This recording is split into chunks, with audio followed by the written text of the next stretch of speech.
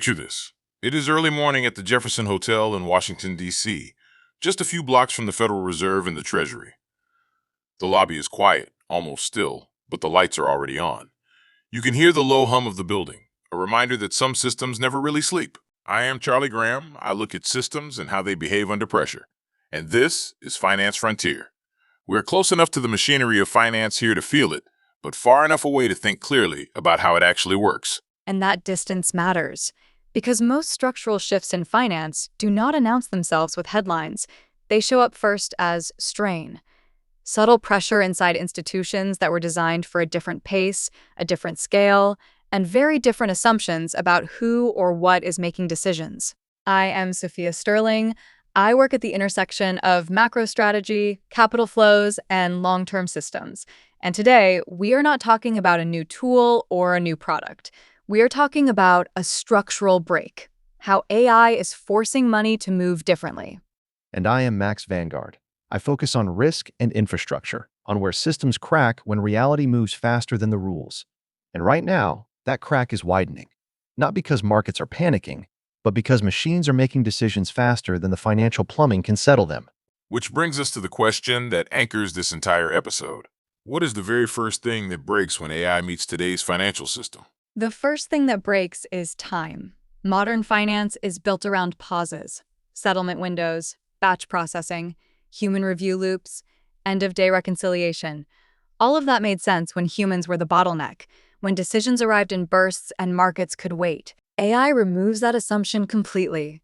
Decisions become continuous. Signals update every second. Opportunities appear and disappear across markets and time zones without pause. But the money behind those decisions still moves on schedules designed for people, not machines. And that creates a dangerous gap. Trades can execute instantly, but the capital backing them may not be final for hours or even days. So institutions respond the only way they can. They over-collateralize. They park excess capital. They accept inefficiency as the price of surviving inside the delay. That gap between execution and settlement is not just inconvenient. It is where risk accumulates. The faster decision-making becomes, the more expensive that delay gets. What used to be background plumbing turns into a binding constraint on the entire system. Think of it like this. You build a 5-lane superhighway designed to move traffic at full speed. Then, without warning, it collapses into a single-lane dirt road. The highway is not the problem. The road is. And every car that backs up represents trapped resources, rising costs, and hidden risk. And to be clear, this is not about faster trading or more aggressive strategies. It is about the time gap between when a decision is made and when money is actually final. The risk lives in that gap. Which means the system is not just slow. It is fragile. The more we rely on machines to decide, the less tolerance we have for systems that were designed to wait. AI does not just move faster. It breaks systems that were designed to pause. In the first segment, we talked about what breaks when AI meets the existing financial system. But that leads to the next question, because once you see the fracture, you have to understand why the old model fails so completely. Why does AI fundamentally reject the way money has traditionally been instructed to move? Because legacy finance is built on an instructional model. A human gives an order. A system records the instruction, and the actual movement of money happens later, in batches, after checks, approvals, and reconciliation. That delay was not a flaw. It was the feature that made trust possible in a human-paced world. AI does not operate on instructions. It operates on events. Signals update continuously. Conditions change constantly. And decisions are made the moment those conditions are met, not when someone approves them hours later. And that is where the old model collapses. You cannot ask a machine to wait politely while the system catches up. If execution depends on end-of-day settlement, the machine either has to slow down or the system gets bypassed. Those are the only two options. Event-driven execution flips the logic. Instead of saying, move the money later, it says, the money moves immediately when a verified condition is satisfied. Settlement is not an afterthought. It is the prerequisite. So this is a shift from trust-based timing to rule-based timing, from instruction to execution. Exactly. Traditional finance assumes trust over time. Event-driven systems assume certainty at the moment of action. That is why AI demands immediate settlement. It cannot tolerate ambiguity about whether capital is actually there. In the last segment, we talked about why AI rejects instruction-based finance and demands event-driven execution. But that immediately raises another question, because execution is not just about speed, it is about information. Why does AI struggle so much in a financial system where data and money move separately? Because in the legacy system, data and value live in different worlds. Information moves fast, prices update instantly, risk models refresh constantly. But the actual movement of money happens somewhere else, on a different timeline, often in a different system entirely. Humans learned to live with that separation. We reconciled after the fact. We accepted mismatches. We built entire industries around checking, clearing, and correcting what did not line up. AI cannot operate that way. It needs the state of the world to be accurate at the moment it acts. And when data and money are out of sync, the machine is flying blind. It sees a balance that may not be final. It sees liquidity that may already be spoken for. So the system either slows the machine down, or the machine starts making decisions based on assumptions that are no longer true. This is the core reconciliation problem. In traditional finance, reconciliation happens after execution. You trade now, you settle later, then you reconcile the records.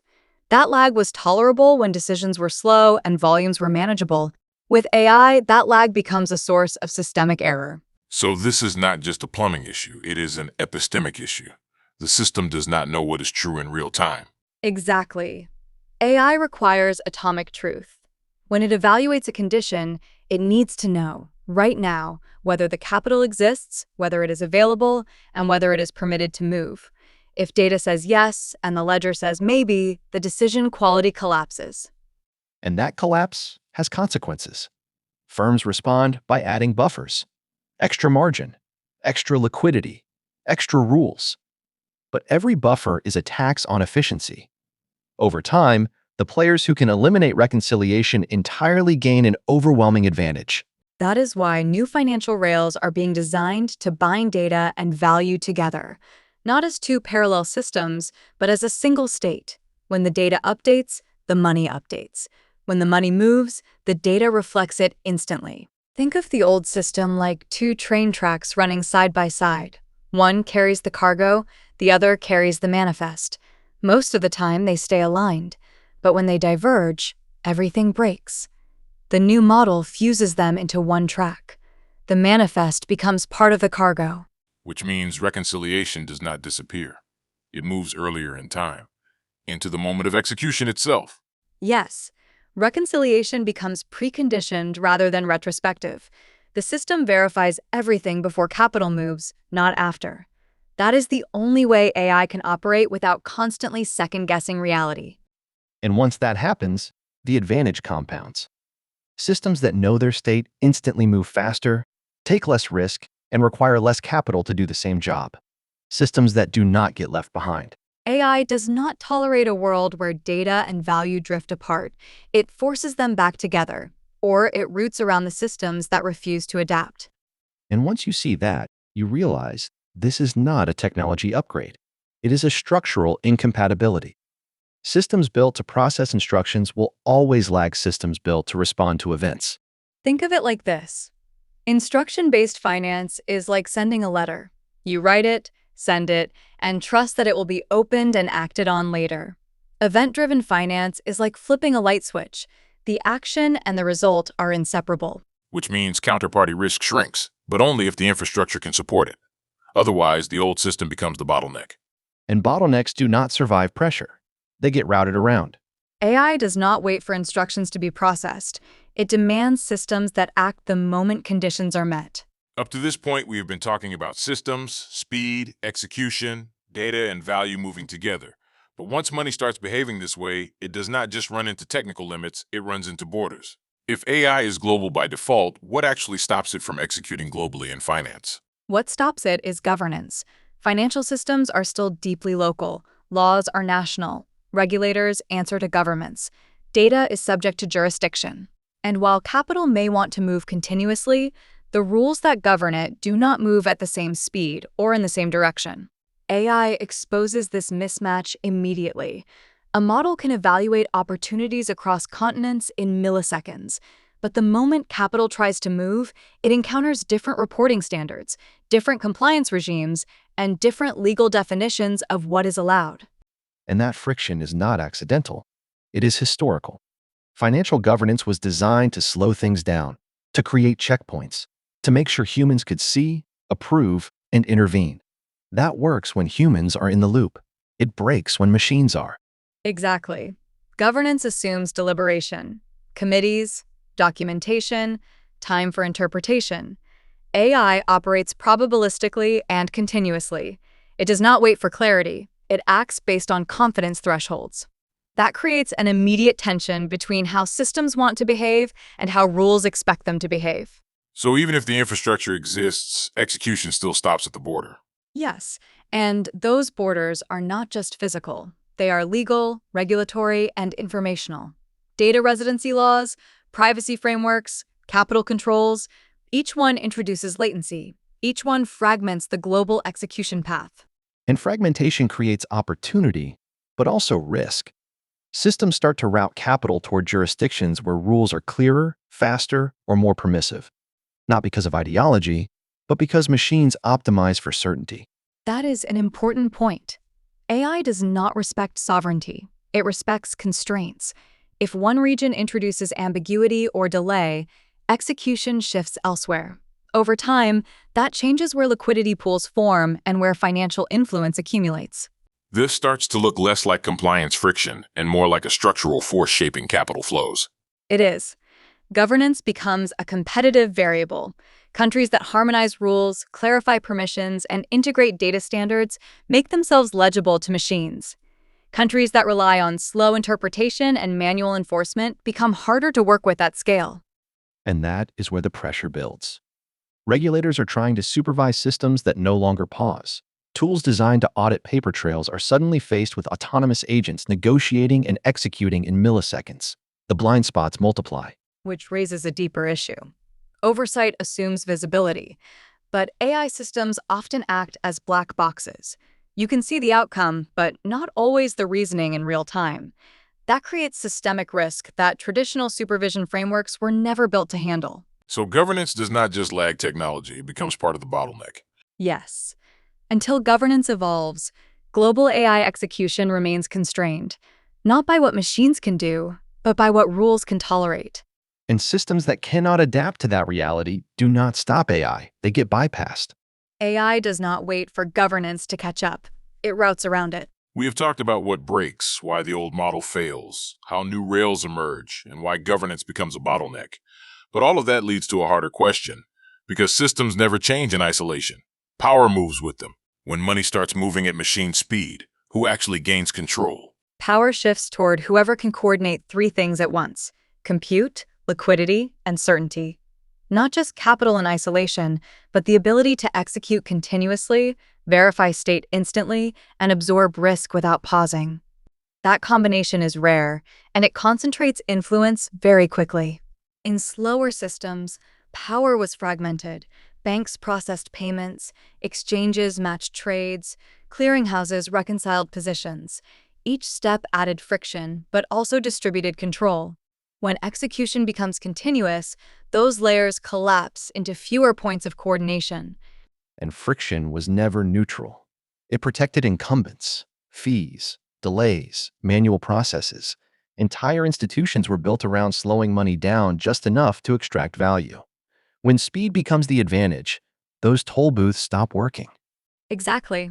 As money moves faster, control migrates toward platforms that can operate end-to-end. Infrastructure providers, cloud-scale systems, entities that already sit close to data, compute, and settlement.